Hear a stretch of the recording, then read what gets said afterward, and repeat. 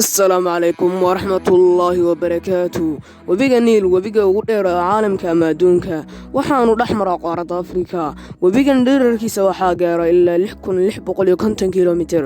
Waxa uu qaybsamaa laba qaybood oo kala ah Niilka buluuga ah iyo Niilka cad. Niilka cad waxa uu ka soo bilaabmaa halka loo yaqaano harooyinka waaweyn oo bartamaha Afrika. Halka ugu fogeeya wabigani uu ka soo bilaabmaa waa waddanka Rwanda. Waxa ay ka yimaadaan biyaha soo raaca wabiga Niilka cadi waddanka gaar ahaan harada weyn ee Harta Victoria. waxa uu soo maraa wadamada Uganda, Koonfurta Suudaan, halka Niilka buluuga ah uu ka soo bilaabmo harada Tana ee waddanka Itoobiya. waxaanu soo gaadhaa waddanka Suudaan. waxay u kala kulmaan labada wabi meel u dhow caasimadda waddanka Suudaan ee Khartoum. waxa uu wabigan isaga gudbaa 9 dowladood oo ku yaala qaaradda Afrika. haddaba wabigan oo ah aduunka ugu dheer oo soo cimri gaabanaya biyaha sii gaagabsanaya ee wabiga Niilka ayaa waxaa lagu soo waramayaa inuu xasaraadka dhex dhalin karo dalalka gobolka ee biyaha wabiga wadaaga. dhibka waxa uu ka bilaabmaanayaa halka wabigu ka soo qulqulo. tusaale ahaan wabiga Niilka waxa uu 80% ka soo qulqulaa dalka Itoobiya. qaybta wabiga Niilka ee ka soo burqatay Itoobiya waxaa loo yaqaanaa Niilka buluuga.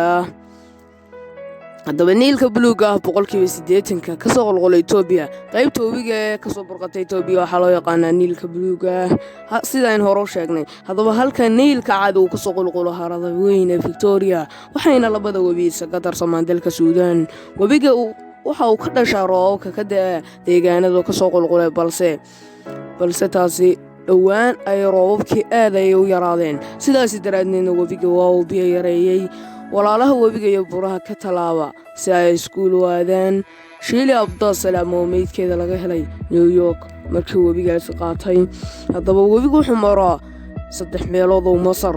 mararka ay roobabku aad u da'aan marka la soo socdo dabaylo iyo duufaano kuwaas oo dhulka Itoobiya ka dhaqa maadada bacriminta ciidda taas oo mararka ay roobabka aad u da'aan waxaa la socdo dabaylo iyo duufaano kuwaas oo dhulka Itoobiya ka dhaqa maadada bacriminta ciidda taas oo waxyeelo weyn ay kala kulmaan beeraleyda Itoobiya. waraabka iyo beeraha qashinka badan ee lagu shubayo wabiga ayaa hoos u dhigay tayada biyaha wabiga. kororka dadka oo sii kordhinayo ayaa qayb qaadanaya xaalufinta dhulka iyagoo maalin kasta jaro dhirta ay soo dagaamaysanayaan.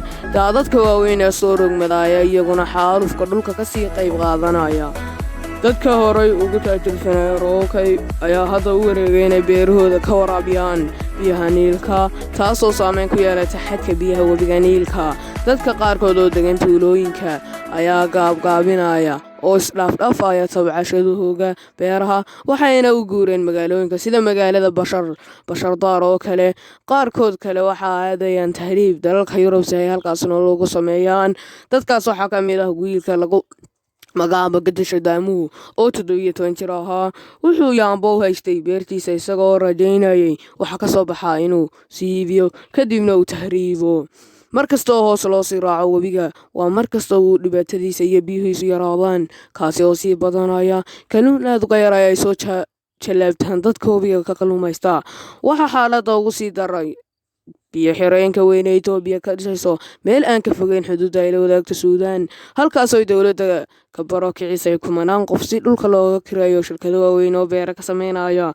dadka waa kuwa ugu cabsi qaba si fiican kuma waramayaan marka wabiga uu gaaro Masar halkaas oo roobabka aad ugu yar yihiin isla markaasina ku tiirsan biyaha wabiga 90% ayaa waxaa xaalad walwal ah looga muujiyaa biyo xireenka weyn ee Itoobiya. heshiis Masar iyo Suudaan ayaa kala saxiixday sanadkii 1999 heshiis ay ku qaybsanayeen biyaha wabiga waxaana heshiisku Masar siinayaa biyaha intooda badan. heshiiskaas qaybka ah ayaan ahayn Itoobiya iyo inta badan dalalka kale ee wabigu ka soo qulqulo kuwaas oo xilligaas ku jira gumaysi. dhammaan dalalkan waxay ka soo horjeesteen sharcinimada heshiiska. xukuumadda Qaahiro ayaa marar badan ku hanjabtay inay dagaal ka xigto haddii biyaha wabiga la leexsado.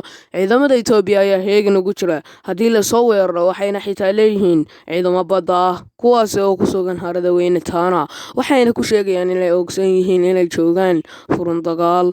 marka la isku daro dadka degan dalalka u maro wabigan waxa ay wadartoodu gaaraysaa ilaa 500 milyan qof. marka la gaaro sanadka 2050 waxaan ugu wacan kororka dadka waxayna taas mustaqbalka ka dhigaysaa mid mugdi ah. magaalada Khartoum oo kale bulaacadaha wasaqda ee ku tarsama webiga ayaa aad u haleelaya tayada biyaha, waana dhib sidoo kale ka jira magaalooyinka waaweyn ee dhaca hareeraha biyaha. Nidaamka qashin ururinta iyo dhimasho dhuumaha wasaqda qaada oo aad u yar awgeed, dad badan ayaa qashinkooda ku quba webiga, waxaana xitaa ka mid ah warshadaha. Asalaamu calaykum waraxmatullaahi wabarakaatu.